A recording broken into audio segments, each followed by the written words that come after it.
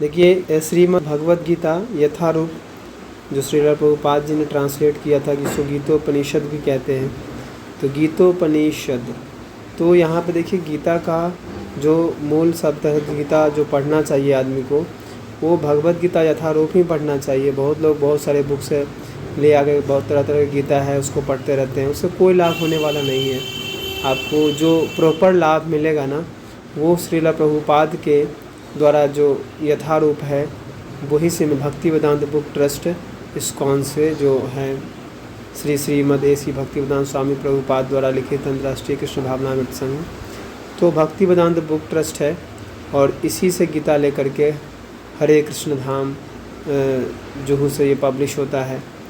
तो भक्ति वेदांत book trust international सार्वजनिक सुरक्षित है, इसे ही पढ़े आप लोग ताकि आप भगवद गीता को सही से समझ पाएँ।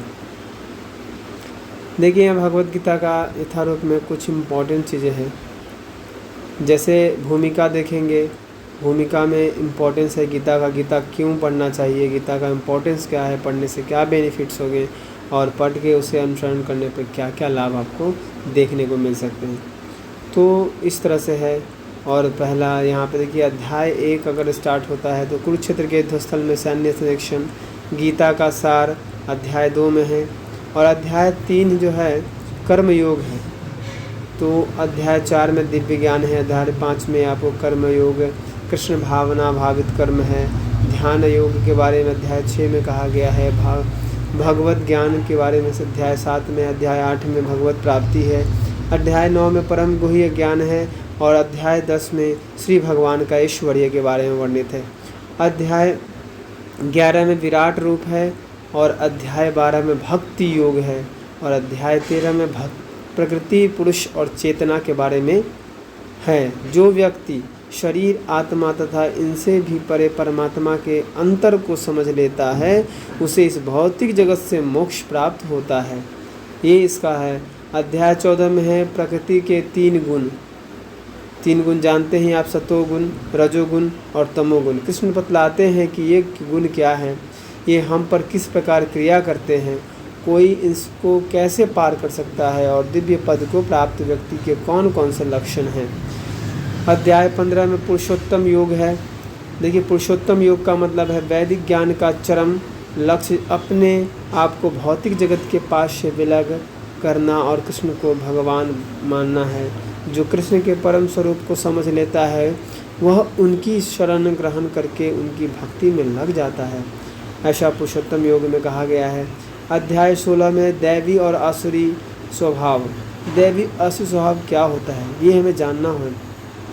शास्त्रों को नियमों का पालन न करके मन माने ढंग से जीवन व्यतीत करने वाले व्यक्ति को असुर कहा गया है।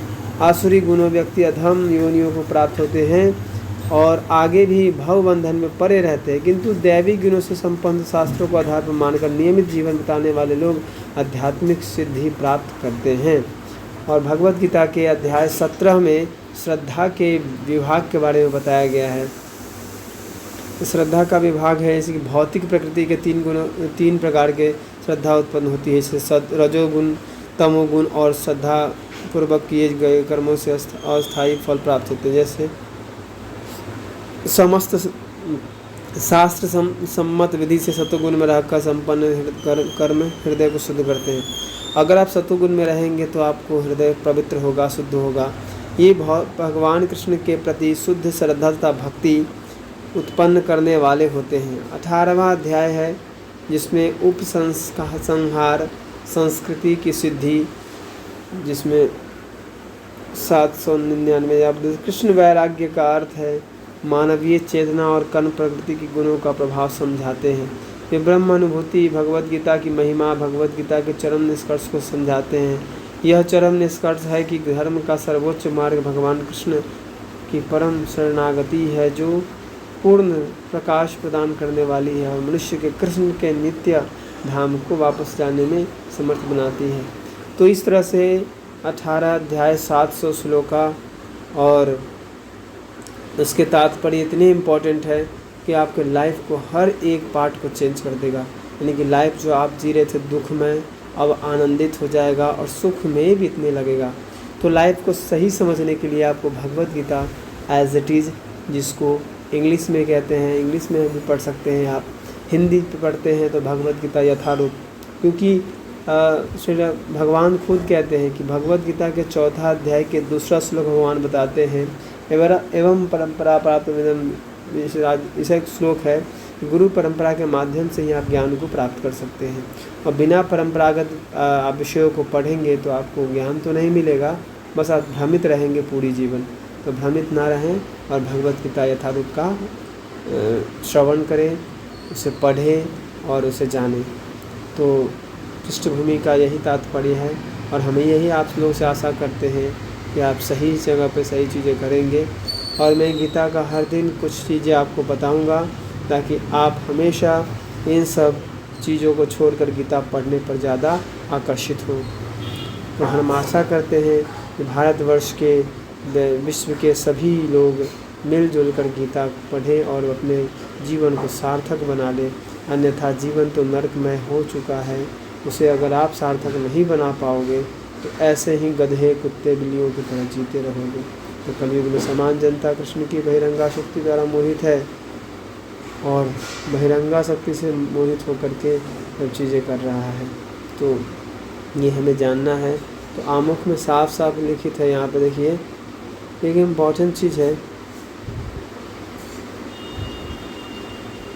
उसे यह भ्रांति है कि भौतिक सुविधाओं की प्रगति हर व्यक्ति सुखी बन सकेगा। लोग सोचता है कि मैं पैसे ज़्यादा कमाऊंगा तो सुखी हो जाऊंगा, ज़्यादा ये करूंगा तो ऐसा नहीं है। सुखी होना ये पैसा पे पीछे भागने पे शक्ति पे डिपेंडेंट नहीं है। सुखी आप तभी हो पाएंगे जब आपका मन शांत रहेगा और सही चीज़ें आप कर पाएंगे। भगवान यही चाहते हैं कि इसी की अपेक्षा रखते हैं कि मनुष्य की भगवद गीता केंद्र बिंदु को समझना होगा ताकि उसको किसी प्रकार का कष्ट न भोगना पड़े। तो इस तरह से ये भूमिका है। भूमिका देखिए, भूमिका जब शुरू होता है तो हम लोग मंगलाचरण जिसको कहते हैं करते हैं।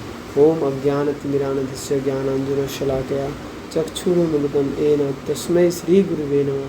श्री चैतन्य मनोविष्ठम स्थापितं येन भूतले स्वयं रूपा कदा मह्यं ददाति स्वपदान्तिकम्। वंदेहम श्रीगुरु श्रीयुतपदकमलं श्रीगुरून् वैष्णवांश्च श्रीरूपं साग्रजातं सहगण रघुनाथान्वितं संजीवं सावधैतं सावधूतं परिजनसहितं कृष्णचैतन्यदेवं श्री राधाकृष्णपादान् सहगण ललिता श्री विशाखान्वितांश्च। हे कृष्ण करुणा सिंधु दीनबंधो जगत्पते गोपेश गोपिका कांत राधा कांत नमस्ते।